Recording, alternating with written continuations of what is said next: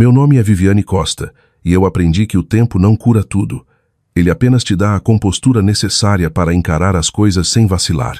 O salão do elegante restaurante nos Jardins fervilhava com risadas quando entrei. Uma chegada tardia ao jantar de bodas da minha irmã.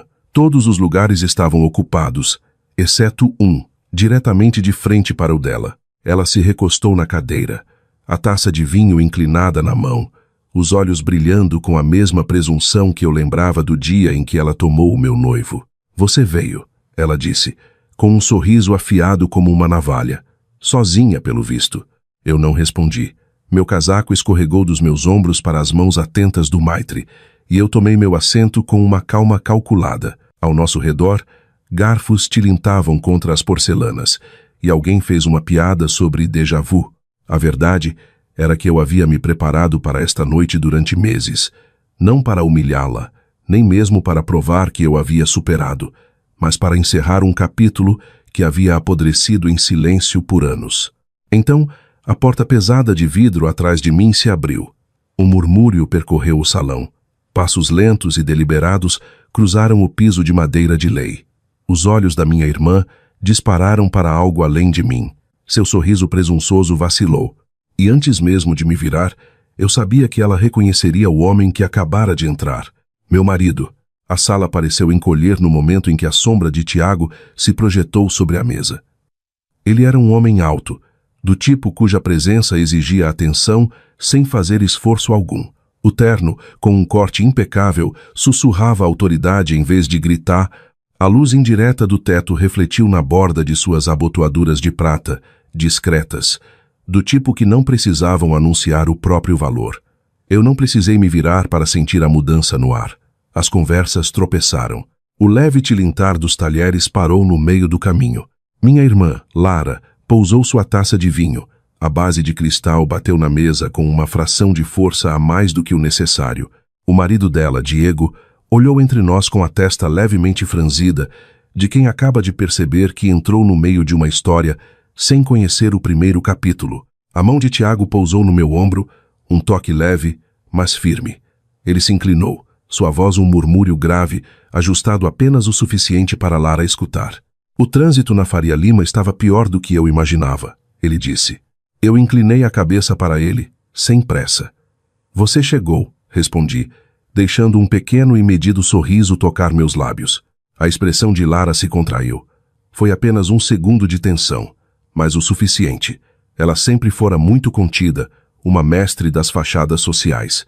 Anos atrás, ela era a mulher com um homem ao lado, banhando-se na validação de ter sido a escolhida, sua confiança inflando a cada olhar de aprovação. Esta noite essa balança havia mudado, e ela ainda não sabia como lidar com o peso. Tiago deslizou para a cadeira vazia ao meu lado.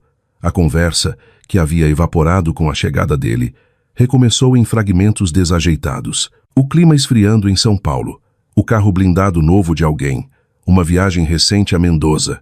No entanto, cada palavra estava entrelaçada com uma curiosidade não dita sobre o homem ao meu lado. Eu deixei que eles se perguntassem. Era estranho estar sentada ali, no mesmo restaurante onde Lara havia brindado, anos antes, o seu noivado com o homem que deveria ter sido meu. Eu me lembrava daquela noite muito bem. O brilho dourado das velas, o gosto do espumante que amargou na minha boca, o momento em que notei a mão dela escorregar por baixo da mesa para apertar a dele. As pessoas riram, aplaudiram, ergueram suas taças, completamente alheias ao fato de que o meu mundo havia acabado de ser desmantelado. Esta noite o ar parecia diferente. Não havia traição aqui, apenas controle. O meu controle. A mão de Tiago roçou a minha sobre a mesa, o toque dele me ancorando. A aliança de ouro no meu dedo capturou a luz, sutil, mas inconfundível. O olhar de Lara caiu sobre ela, e depois voltou rapidamente para o meu rosto. Seus lábios se separaram levemente, como se fosse falar, e então se fecharam novamente. Diego, ainda alheio à correnteza oculta, inclinou-se para a frente. Então, Tiago, o que você faz? A resposta de Tiago foi simples. Consultoria. Nada mais. Sem cargos suntuosos, sem explicações, apenas o suficiente para manter o mistério intacto. Eu sabia que o trabalho dele não poderia ser facilmente explicado durante um jantar sem atrair muita atenção. e por enquanto eu preferia que Lara continuasse no escuro. O garçom apareceu com os cardápios, oferecendo uma pausa bem-vinda. Fiz meu pedido com precisão silenciosa, e Tiago seguiu, sem hesitar. Lara hesitou, seus olhos varrendo a página, embora eu soubesse que ela a havia decorado anos atrás. Era um detalhe pequeno, mas revelador. Seu primeiro sinal real de incerteza. Quando o garçom saiu, Tiago se inclinou para mim. "Tudo bem com você?" Ele perguntou suavemente. "Perfeitamente." Eu balancei a cabeça. Meu olhar permaneceu fixo em Lara enquanto eu dizia isso. Ela soltou uma risada rápida e quebradiça, alta o suficiente para a mesa ouvir. "Bem, isso é inesperado," ela disse, girando o vinho na taça. "Como assim?" perguntei, com um tom quase curioso. Os olhos dela dispararam entre nós. "Eu só não achei que estaríamos todos aqui. Assim." "Ah," eu disse levemente, erguendo minha taça de água. "A vida é cheia de surpresas." As palavras pairaram no ar por um momento. Observei os dedos dela se apertarem levemente ao redor da haste da taça. Anos atrás, eu era aquela que prendia a respiração na presença dela, buscando alguma âncora em uma sala onde todos os outros estavam do lado dela. Esta noite, ela era a única, procurando o chão. Um garçom passou atrás de mim, enchendo as taças, e o som do líquido sendo servido pareceu mais alto do que deveria. Dei um gole, estabilizando os batimentos do meu próprio coração, não porque eu estivesse nervosa, mas porque eu não queria apressar as coisas. Havia poder na paciência. Tiago começou a conversar com Diego sobre algo trivial. A carta de vinhos, eu acho, mas mal os ouvi. Minha atenção estava em Lara, catalogando cada lampejo de desconforto. Ela olhava para o marido, depois para Tiago, e eu quase podia ver os cálculos correndo por trás de seus olhos. Ela queria perguntar quem ele era, o que fazia, como nos conhecemos, mas fazer isso na frente de todos exporia sua curiosidade. E Lara nunca gostou de dar a ninguém a satisfação de saber que ela não tinha todas as respostas. Recostei-me levemente, deixando meus ombros relaxarem e meu sorriso fluir. Pequeno, mas intencional. Aquilo não era sobre vingança, não exatamente. Era sobre recuperar a parte de mim mesma que ela havia roubado sem pedir desculpas. E a julgar pelo leve tremor na mão dela, ao alcançar o vinho, eu já estava na metade do caminho. O sabor do pão italiano na mesa estava levemente amargo, embora eu soubesse que não era a comida. Tiago falava com Diego sobre uma vinícola perto de Bento Gonçalves, mas minha mente continuava traçando as rachaduras do passado, aquelas que começaram na noite em que Lara cruzou uma linha que nunca poderia descruzar. Eu não pensava naquela noite em detalhes há anos. Eu havia me treinado para suavizar a memória, para guardá-la em um armário mental, onde eu deixava as coisas muito afiadas para serem tocadas. Mas vê-la agora do outro lado da mesa trouxe tudo à tona em cores vivas. 3 anos atrás, eu era a pessoa usando a aliança. Um anel diferente, menor, mais delicado, mas ainda assim uma promessa. O homem era Júlio, uma presença quieta e confiável que eu pensei que ancoraria minha vida. Lara parecia emocionada por mim, sua risada fácil e brilhante, do jeito que sempre era quando ela estava no centro das atenções de alguém. Eu deveria ter visto os sinais, a maneira como o olhar dela se demorava nele tempo demais, o jeito que ela se inclinava quando falava com ele, a mão dela esbarrando no braço dele como se fosse por acidente. Naquela época, eu dizia a mim mesma que não era nada. Irmãs têm o direito de serem próximas. Foi o que eu pensei até a noite em que ela anunciou o noivado deles, meses depois, sem aviso prévio, sem pedidos de desculpa. Ela me mandou uma única mensagem de WhatsApp naquela manhã. Jantar hoje. Não se atrase. O restaurante estava cheio, o ar aquecido pela luz das velas e pelo murmúrio das conversas. Eu entrei esperando um jantar em família, talvez uma comemoração de aniversário atrasada. Em vez disso, eu os vi na cabeceira da mesa, a mão dela descansando sobre a dele como se pertencesse àquele lugar. O sorriso que ela me deu foi cortante, quase me desafiando a reagir. Eu não reagi, não naquela hora. Eu fiquei sentada durante os brindes, aplaudi quando todos os outros aplaudiram e senti cada comemoração pousar na minha pele como um hematoma. Depois daquilo, eu desapareci por um tempo. Mudei de cidade, troquei de emprego, Construí uma vida que não se cruzava com a dela.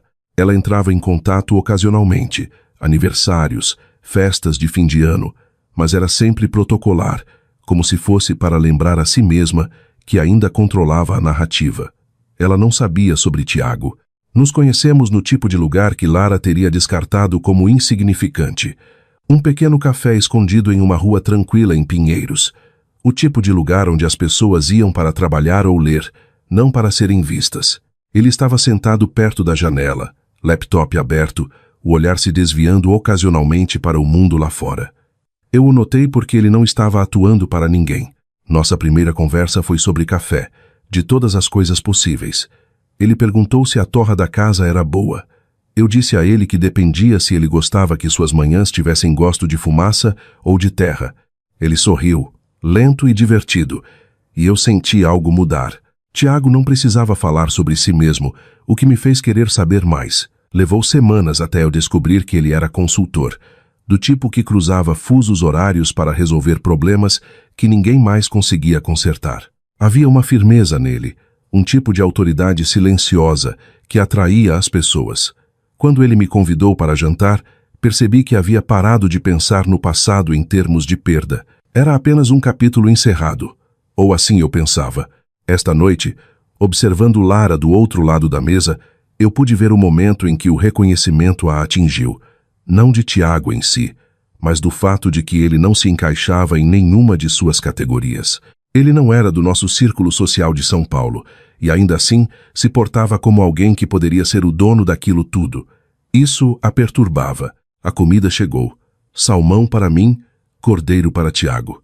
Algo elaborado e empratado como uma obra de arte para Lara. Peguei meu garfo, mas meu apetite era secundário diante da satisfação de observar ela tentar decifrar Elo. Então, como vocês dois se conheceram? Ela perguntou finalmente, o tom leve, mas afiado. Tiago olhou para mim, deixando-me decidir o quanto revelar. Na cidade, eu disse simplesmente, não foi planejado. Isso é vago, ela retrucou, dando uma mordida sem olhar para mim. Eu sorri. Algumas coisas não precisam de enfeites. Os olhos dela dispararam para Tiago novamente. E que tipo de consultoria é essa que te mantém trabalhando até tarde? Vários tipos? Cada situação é única, Tiago disse, a voz serena. Não era uma resposta, não de verdade, mas a deixou sem nada para trabalhar. Ela odiava isso. Diego interveio com uma história sobre uma viagem que eles haviam feito a Fernando de Noronha. E por um tempo, a atenção recuou para o ruído de fundo de talheres batendo e conversas murmuradas. Mas eu a peguei nos observando quando ela achava que eu não estava olhando. O olhar dela, alternando entre a minha mão, descansando levemente sobre a de Tiago, e a calma atenção dele focada em mim sempre que eu falava. Uma vez, anos atrás, eu teria dado qualquer coisa pela aprovação dela, para que ela me visse como alguém digna de ser invejada. Agora eu percebia que não precisava disso. O fato de ela estar perturbada já era o suficiente. Dei mais uma mordida no salmão, saboreando não o gosto, mas a vitória silenciosa que aquilo simbolizava. Aquilo não era sobre exibir Tiago ou a vida que eu havia construído sem ela. Era sobre o equilíbrio ser restaurado. E pela maneira como ela continuava me olhando, eu sabia que ela também sentia isso.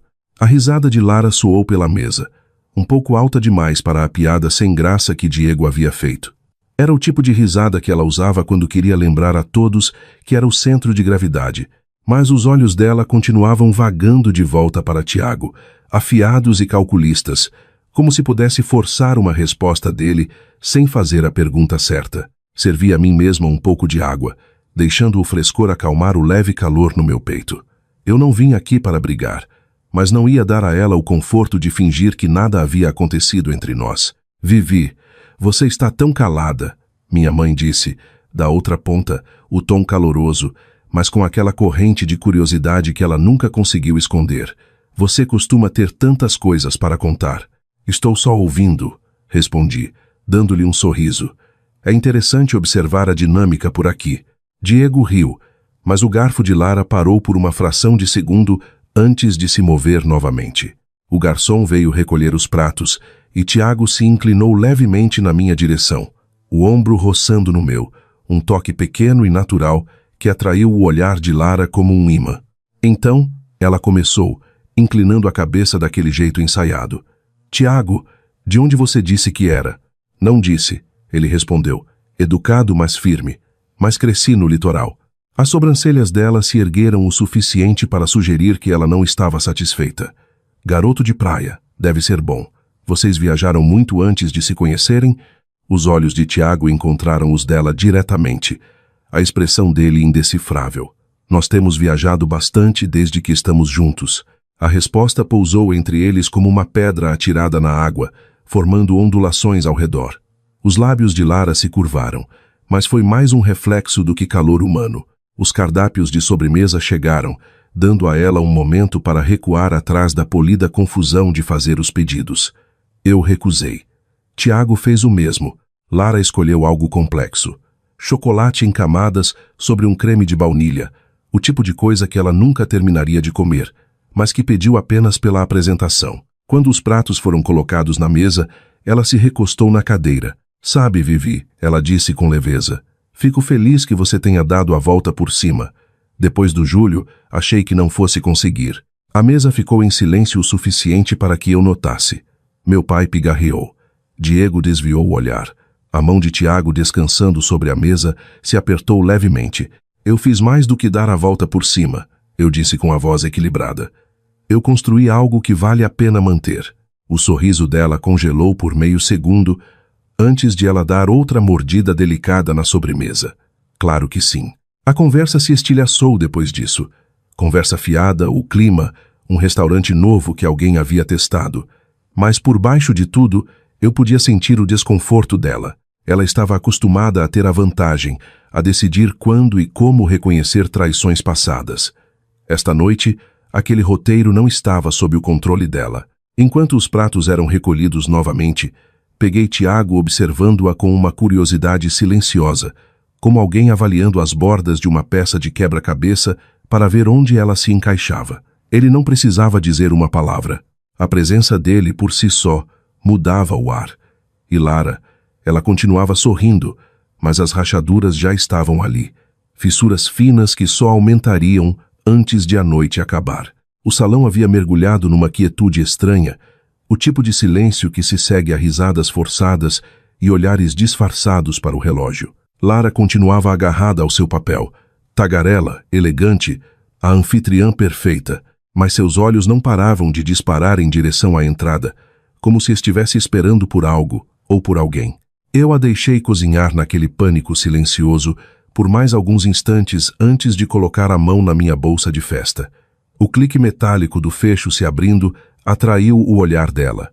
De dentro, puxei uma simples caixinha de veludo, não maior que a palma da minha mão. Não a abri, não precisava. Apenas a visão do objeto foi suficiente para drenar a cor que restava no rosto dela. O marido dela notou imediatamente. "O que é isso?" ele perguntou. A voz soou leve, mas a testa estava franzida. "Uma peça antiga", eu disse suavemente. "De anos atrás. Nunca serviu em mim naquela época, mas agora o tamanho está perfeito." A curiosidade do homem superou a etiqueta. "Posso ver?" Deslizei a caixinha pela mesa. Os dedos dele a abriram com um movimento casual e então congelaram. Lá dentro repousava o anel de noivado que um dia fora o troféu da sua esposa, o próprio símbolo da vitória dela sobre mim. Só que agora ele brilhava sobre uma cama de cetim branco, perfeitamente polido, um testemunho silencioso de que certas coisas, como a verdade, podiam ser recuperadas. Os olhos dele dispararam para ela. "Você me disse que tinha penhorado isso anos atrás." Os lábios de Lara se abriram, mas nenhuma palavra saiu. Uma mancha vermelha subiu pelo pescoço dela. Eu me recostei, meu sorriso fraco, mas inabalável. Não, ela não penhorou. Ela perdeu. O peso do ambiente mudou. As conversas na outra ponta da mesa diminuíram e depois pararam por completo. As pessoas estavam ouvindo agora, querendo ou não. A voz de Lara finalmente quebrou o silêncio. "Viviane, este não é o lugar." "Exatamente, eu cortei." Meu tom gélido. "Este não é o lugar para mentiras." O marido dela colocou a aliança de volta na mesa com um cuidado deliberado, como se ela pudesse queimá-lo. Ele não olhou para ela novamente. Do outro lado da mesa, meu marido esticou o braço e descansou a mão levemente sobre a minha, não para me conter, mas para me ancorar. A presença dele era uma corrente firme sob a minha compostura, um lembrete não dito de que eu não estava ali para humilhar ninguém por esporte. Eu estava ali para colocar um ponto final em uma história que ela havia mantido viva por tempo demais. Lara engoliu em seco, o som soando alto na quietude. Você sempre foi dramática. Ela tentou, a voz quebradiça. Eu não mordi a isca. Não precisava. O silêncio era mais pesado do que qualquer réplica que eu pudesse ter formulado. Após uma longa pausa, eu me levantei. Todas as cadeiras pareceram se mover junto comigo, o raspar da madeira no piso encerado ecoando mais alto do que deveria. Coloquei o anel de volta na caixa, fechei com um estalo e aguardei na minha bolsa novamente. O jantar estava maravilhoso, eu disse para ninguém, em particular, mas acho que já terminamos por aqui. E assim, a sala expirou. Exceto Lara. Ela continuava rígida, os olhos fixos em seu prato intocado, sua noite cuidadosamente curada agora em ruínas. O ar da noite lá fora estava fresco, cortante o suficiente para dissipar os resquícios de tensão agarrados em mim. A mão do meu marido escorregou para a minha enquanto caminhávamos em direção ao valet, o polegar dele roçando meus nós dos dedos, um pequeno gesto de apoio que dizia mais do que qualquer palavra. Através das grandes janelas de vidro do restaurante, eu ainda podia ver a mesa. Lara não havia se movido. O marido dela estava conversando com alguém na outra ponta, deliberadamente evitando o olhar dela. Qualquer fachada que ela tivesse construído havia rachado na frente do exato público que ela tanto almejava. Eu não me senti triunfante. Não exatamente. Isso não era sobre vencer. Era sobre fechar o livro que ela havia mantido aberto todos esses anos. Um livro cheio de meias-verdades e momentos roubados que ela usava como uma coroa. Meus saltos estalaram suavemente contra a calçada enquanto chegávamos ao carro. Meu marido abriu a porta para mim e, antes de entrar, olhei para trás uma última vez. Por anos achei que confrontá-la seria algo barulhento, caótico e movido pela raiva. Mas parada ali, naquela calmaria pós-tempestade, percebi algo. O verdadeiro encerramento não é uma marcha de vitória. É a paz que chega quando você não precisa mais que ninguém acredite na sua versão da história. Eu não tinha mais nada a provar. Nem para ela, nem para a família que um dia virou o rosto para mim. As pessoas que importavam já sabiam a verdade. Enquanto o carro se afastava, soltei um longo suspiro. Lara podia ficar com as histórias que quisesse inventar. Eu tinha a minha própria vida agora, construída sobre confiança, amor e um tipo de dignidade que ninguém jamais poderia roubar de novo. E isso valia muito mais do que qualquer anel. Se você também já precisou fechar um capítulo em silêncio para reencontrar sua própria paz, deixe um comentário ou compartilhe essa história. Às vezes, a nossa maior vitória é simplesmente seguir em frente.